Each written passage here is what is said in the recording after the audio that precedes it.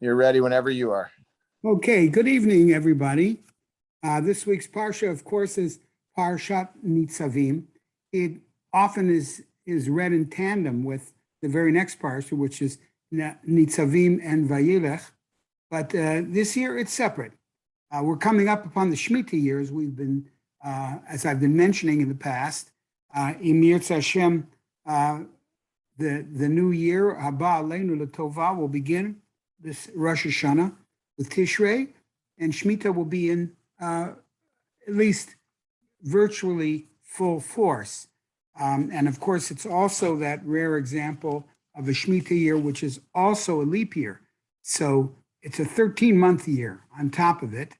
So it requires a special emunah on the part of our farmers and the people who work the holy land of Eretz Israel to refrain from anything which would violate the mitzvah of Shemitah. And we wish them every success, that Hashem should bless them success, both material success, certainly spiritual success. Toward the end of this week's Parsha of Nitzavim, we read that, actually, let's talk a little bit about the beginning. The beginning of the Parsha of Nitzavim talks about various different people who find reasons not to follow the Torah, not to follow mitzvot. One such person is called the Mitbarech Bilvavo. He's a person who thinks that he can conquer all, that the Mitbarech Bilvavo is a person who says man has the capacity to solve everything. And that, of course, is, as we know, is deemed the human frailty of hubris, the belief that human beings can and will solve all problems. There, of course, is the other end of the human condition, also an extreme and also something which is not according to Torah, and that is man is powerless to do anything, that God controls everything. Man is in control of nothing. And Chazal tell us that's not true. Hakol bidei shamayim, chutz miyirat shamayim. Everything comes from heaven. That's true. Our material station in life, our intellect, natural abilities that we have, to a large degree, our inclinations to be more or less violent, more or less aggressive, more or less understanding. But in the end, how those are exercised, that is our, not only a responsibility, but that's what we can do. All right. So that is this is a rejection, of course, of both extremes. One, that man controls everything. Kochi ve'otzem yadi asali et hachayil hazeh. My strength and my power can do everything. The second one, of course, is that I can't do anything. That everything that happens is the result of God, and if if I don't achieve, or there's no need for me to engage in behavior that would correct my difficulties, that's also incorrect. Both of these are incorrect. So I'd like you to turn, please, to Perek Lamed. Perek Lamed in our Parsha of Nitzavim. And Hashem says to us in Pasuk Yud Aleph, Ki ha-mitzvah azot asher anochi mitzavecha hayom. This mitzvah, which I give you. Now here we're talking about, when we say this mitzvah, we mean the corpus of mitzvot. The Torah is oftentimes called mitzvah. It's because it is so complete, it is oftentimes just called ha-mitzvah. And here that seems to be the case. Ki ha-mitzvah azot asher anochi mitzavecha hayom. This mitzvah which I command you today, this Torah, lo nifleit hi mimecha. It is not hidden from you.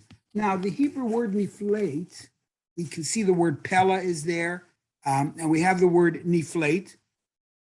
Pella means hidden, something which is not revealed to us, For example, the Torah will say, the Torah says about Sarah Imenu, when she was given the wonderful news that she would have a son, and HaKadosh Baruch Hu says, Hayipale me Hashem davar. There's that root again, Pele. Pele means is anything hidden from God that he's incapable of accessing or doing. So the word Pele means something which is hidden. I might add parenthetically that that's the difference between the term Pele, which and Nes. When we want to refer to HaKadosh Baruch Hu's intervention and HaKadosh Baruch Hu's guiding hand in the world, it takes two forms. One is Nes. So, for example, you have the Kriyat Yam Suf, which is the penultimate, the ultimate example of a Nes, because a Nes is on a ship, a pole from which the flags or other aspects of the ship can be seen from a distance. So a Nes means that God's concern for the world and his intervention is obvious to all. But then there's another example of HaKadosh Baruch Hu's guiding hand in the world, and that's Pele. Pele is hidden. Pele is what we celebrate. Is what we celebrate with on Purim, because the guiding hand of HaKadosh Baruch Hu is not so open, but it's evident to anybody who learns the Purim story. Pele is exemplified in the birth of a child, something which happens over and over and over again, and we, through our human frailty, tend to take that for granted. That's a Pele. So the Torah says here, this mitzvah or this Torah, which I'm giving you, lo nifleiti, it isn't hidden from you. It's not, in other words, not inaccessible. V'lo rechokai, and it is not distance. Hidden, of course, can be right next to me. I just don't see it. And rechoka means it is, in fact, distant from me. Then he continues, lo vashomayim hi le'mor. It isn't in heaven either, that anybody should say, mi ya'aleh lanu hashamayma. Who will be able to go to heaven v'yikachel lanu and take it for us, v'yashmienu tavanasena, and then he or she, they'll teach us, and then we'll do it. So the Hashem says, no. It's not that distant from you. It's not in heaven. And then the Torah continues, v'lo me'ever layam hi. It isn't at the other on the other side of the sea. It's interesting that some Meforshim say, especially about the Jews in Europe, they would say, the Torah, it's Yerushalayim. It's in Yerushalayim. That's where the Torah is. And lo me'ever layam. It is not in another place. It's right in your community. It's right there. Lemor mi yavor lanu el ever hayam. Who's going to traverse the seas? V'yikachel lanu v'yashmienu ota, and who will then teach us. So it's not, you don't have to go to Yerushalayim to learn Torah. Of course, the best thing we can do is live in Yerushalayim. But people, the Chavetz Chaim never got to Yerushalayim. The Vilna Gaon tried, never got to Yerushalayim. Hundreds and tens of hundreds of thousands of great people who learned Torah never got to Yerushalayim. But it wasn't that they were devoid of Torah. And finally, the Torah concludes with Pasuk Yudalid, Ki karov elecha hadavar ma'od. The matter is very close to you. Ficha uvilvavcha lasot. It is, as long as it is in your mouth, as long as we speak Torah, as long as Torah is uttered as a part of our daily conversation, uvilvavcha, and as long as it is in our heart that we live Torah, in our actions, in our thoughts, lasoto, so that we'll be able to perform it. And actually, the Torah Tamima says to us that there are people, of course, and we know that particularly some Haskalah individuals love the study of Torah. They did. They loved it. They studied it. They studied the Talmud. They studied Tanakh. All right, Jewish history, but it wasn't lasoto. It wasn't for the purpose of performing it. It was for the intellectual activity. That's called Wissenschaft des Judentum. It's called the study of Torah for the purpose of intellectual growth. That is insufficient. But as long as we have it with us, then and it's in our speech, our conversation, and within us, then the Torah is with us. Now, the Gemara in Eruvin says that that when it talks about lo bashamayim, we're going to talk much of the rest of today on the concept of lo bashamayim. The Gemara in Eruvin says as follows: my lo bashamayim, what does it mean it's not in heaven? Rava Omar lo timtza b'mi shemagbia da'ato aleho.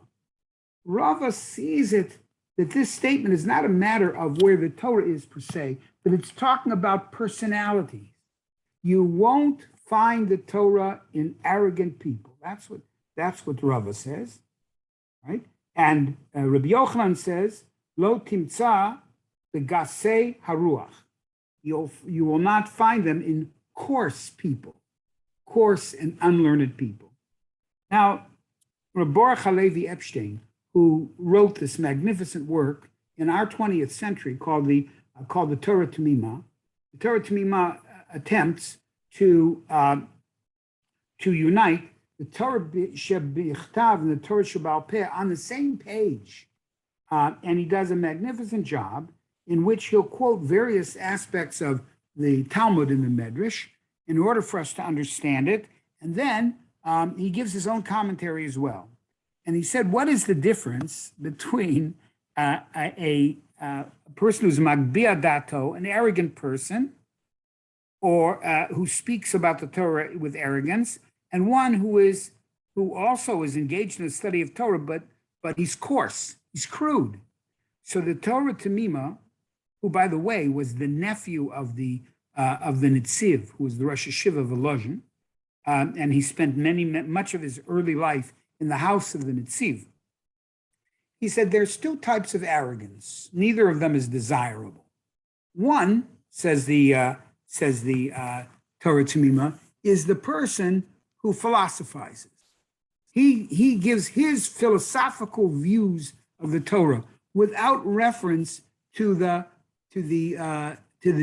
people and the Gedolei Yisrael who have understood Torah throughout the generations. He comes up with his own philosophical answers.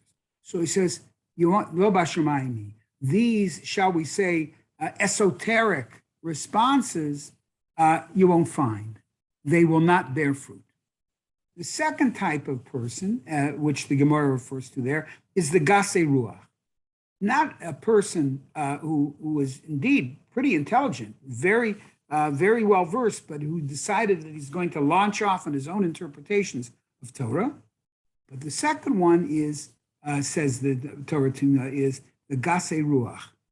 People who deign not to consult or learn from their peers or their teachers, that they don't want to do it. They don't engage in it. I have my ideas. There's no need for me to engage in or to speak with people who are learned people. He stays away from them. Perhaps it's because he has an inferiority complex. That could be. Nobody likes to be shown that they're wrong often, and so therefore it could be because of his fear that they will be able to demonstrate that he's wrong or weak in his knowledge. He doesn't consult them. He just talks. We probably all met people like that who talk about things that they don't necessarily know much about, especially today in the world in which we live. People talk not even about Torah, talk all the time about topics that they know really nothing about. People that never served in the army have no idea, and they want to tell us, well, here's how you evacuate 115,000 people. My issue isn't the politics of it. My issue is that we have people saying, oh, this was done poorly and we can do, well, undoubtedly, they don't, if they were as good as they think, they would be quite high up in the military, but that's not the case. And it's not just there. It's in sports. It's in social issues, and that's one of the things we as Jews need to make sure that we avoid. Not only in Torah, but as a part of our way of life, we don't there's nothing wrong with expressing an opinion, but one's opinion is only valid to the degree that one has some degree of expertise in that area. Otherwise, it's just a preference. Okay? I might prefer one thing over another. To have an opinion, I have to have some knowledge. I have to have some support, and that's what the Torah Tamim is talking about here. So, and that's the Gemara in Eruvin, which talks about Lo Bashir Mayami. But there is one of the most famous Gemaras that we have now. It's always been a source of a great deal of discussion. The Torah, this Gemara. It's a Gemara in Bab Metzia, famous, and it's called the Torah. It's called the Tanurachnai. There was the Gemara very often tells us of discussions, controversies, if you will, between the great Gedolei Yisrael. And they sometimes come to opposite conclusions given a situation. And this is called the Tanurachnai, which we don't need to go into the minute details, but the question is, what is this Tanurachnai, which is, I guess, made somewhat in parts, looking a little bit like a snake as it's made, as it winds its way up. Tanur is an oven. The ovens in the time of Chazal were very wide at the bottom and very narrow at the top, so as to direct the heat and focus the heat to make sure that what they're cooking is thoroughly cooked. Now, its construction was such that they were not sure whether what its status was. If it was broken, can it be restored, and therefore it's like a new vessel, or is it something which still retains being tameh if it became tameh before? Well, there was a machloket between the Chachamim and Rebbe Eliezer Hagadol. Rebbe Eliezer Hagadol was called Rebbe Eliezer Hagadol because he was, in fact, the great intellect of his time. The Gemara talks about him in detail. The Medrash, the Medrash talks about him and his brilliance and his steadfastness in learning. He overcame an early environment which was not conducive to becoming a great Torah scholar, but nevertheless he became a great Torah scholar, as did Rabbi Akiva. There were others as well. Now, the Gemara says as follows, that Rebbe Eliezer said to him, said to his colleagues, his Chachamim, he said to them that if I'm right, he believed in his position so strongly. He said, if I'm right, the carob tree, you see that carob tree? It'll become uprooted, and that'll prove that I'm right. So to this, the Chachamim responded that you don't bring evidence from a carob tree. And then he said, well, if I'm correct, then let the waters prove it by their going against their natural flow. And they said to him, we don't bring proof about halachic issues from the water, even though you seem to be able to sway even nature itself. We still don't accept that position. And then they went and said, then Rabbi Eliezer said, all right, well, if I'm right, then let the walls of the Beit Midrash prove that I'm right. And the Gemara relates that actually the walls themselves were influenced to start moving. And Rabbi Yoshua, who was the loving adversary of Rebbe Eliezer, beautiful, beautiful story, actually mentioned a little bit later, which we're not going to go into, about the profound love and respect that they all had for each other, that Rabbi Yoshua said, no, you can't bring a raya from the base medrash, and it has no business mixing itself into our discussion. When great chachamim are involved in the discussions of halacha, the base medrash may listen, the walls may have ears, but they should not be determining anything else. Finally, in exasperation, Rabbi Eliezer says, if I'm right, let heaven prove that I'm right. And a bas kol came out and it said, in fact, that the halacha is like, the objective halacha is like Rabbi Eliezer. Well, you'd think that would do it. But Rabbi Yoshua says, the Torah was given, Rabbi Yoshua, his adversary, said, look, the Torah was given on our Sinai. It was given for us to interpret. The ein mevi'in raya mibatko. And we don't bring halachat, we don't bring evidence as to the halachic validity of an opinion from a batkol, even from a heavenly voice. And this particular Gemara, and because the Torah says acharei rabim lahatot, that in fact the method of determining the halacha is most often according to the majority of Talmidei Chacham. Therefore, Rabbi Eliezer, you are an individual, and we're not going to follow your halacha. Now, I remember once, about 35 years ago, listened to a not very nice Reform rabbi, a very nice person, and not only that, very respectful of Torah-observant Jewry, but he cited this Gemara. He said, that's evidence that when the majority of Jews think such and such is the halacha, then that overrides other things. So, of course, when we talk about the acharei rabim lahatot, we're talking about people who are walking Sifrei Torah, people whose whole lives are dedicated to the study of Torah, the practice of Torah, to understanding Torah, not just the majority of Jews who happen to go in one way or the other, even those who engage in relatively serious Torah study. So this is the famous Gemara of Emevi and Raya Mibat. Now, and the Gemara that Lo Bashir Mayami, we don't listen. We don't say, well, that the Torah, that some heavenly voice will then determine halacha for us.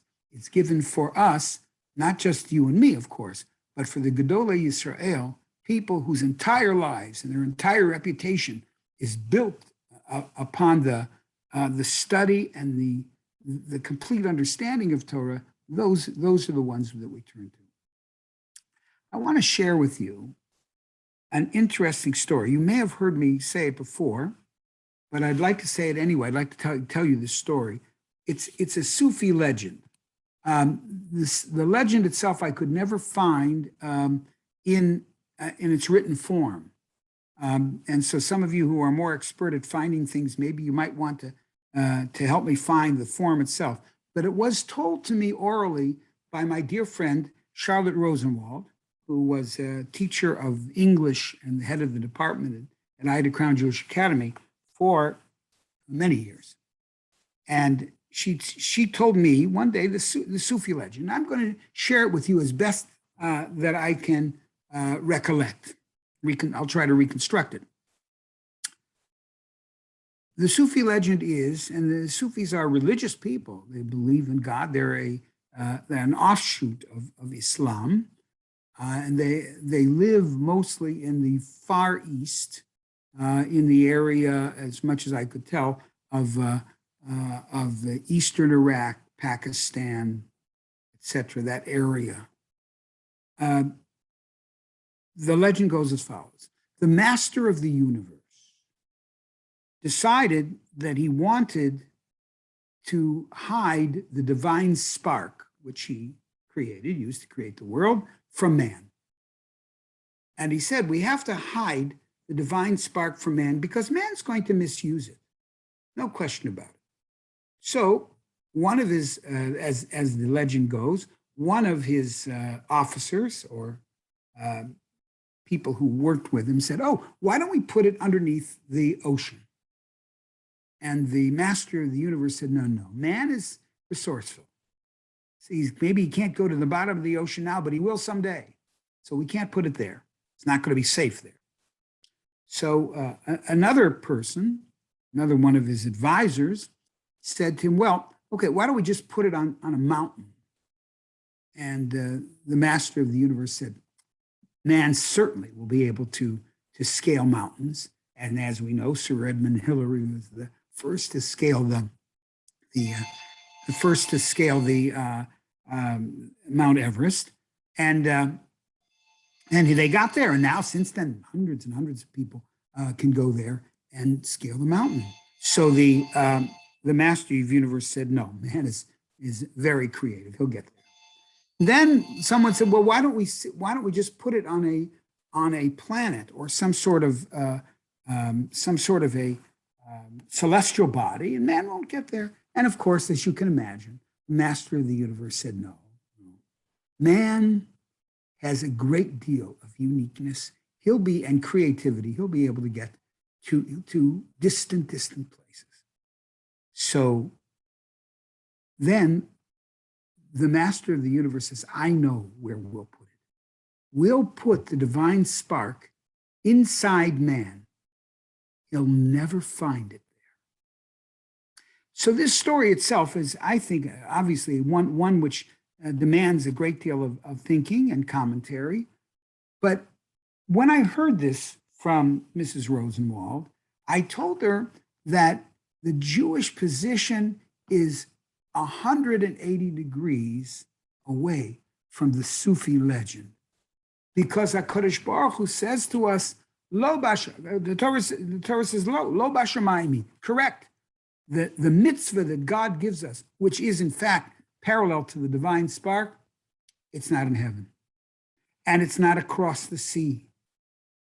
It says, however, says the Medrash, one second, says the Torah, it is in man. And the Torah says, Ki karov eilecha hadavar ma'od. It's not, this mitzvah which I give you is very close to you. And it is so close, the ficha uvilvavcha. It is within you and within your heart, la'asoto, to perform it. So the Jewish concept of divinity, the Jewish concept of man, and what man's purpose seems to be in direct contrast with this legend. Because whereas the Sufi legend says man will only abuse the divine spark, HaKadosh Baruch Hu tells us in this week's Parsha, not that man will not abuse it. Of course, he could abuse the divine spark, but God placed the Torah, the ficha uvilvavcha, that we can internalize this mitzvah for which God created the world. Internalize it, the ficha, in our speech, uvilvavcha, and in our thoughts, Allah soto, and in our actions. And in doing so, the divine spark will be not only within us, that it will permeate all of humanity. And that, of course, is our hope. So as we are now ready to embark upon a new year, Haba Aleinu L'Tova, may HaKadosh Baruch Hu grant us a year of blessing, of health, happiness, a year in which, a year which lacks arrogance, because arrogance is the roadblock against the ability to learn Torah. Everybody, and Rav Kook, with this I'll conclude, Rav Kook said that the greatest gift that a person can have and the greatest asset that a human being can possibly have is to be humble, is to see himself as a kli, to see himself or herself as a vessel. Creativity is good. And there were very few people who were as creative as Rav Kook. But he said, as wonderful as it was, the greatest single blessing and the greatest accolade that could be given to Moshe Rabbeinu is Moshe Kibel Torah Misinai. Moshe Rabbeinu saw himself as a kli kibul. He saw himself as a receptacle. Creative, of course he was. But to be creative, first and foremost, we must be willing to be taught. So may this be a year of Torah, a year of great teachings, great learnings, health, and happiness. So thank you very much, everyone, and we'll see you next week, Amicia. Bye-bye. Thank you so much. My pleasure. Shana Tova. Shana Tova.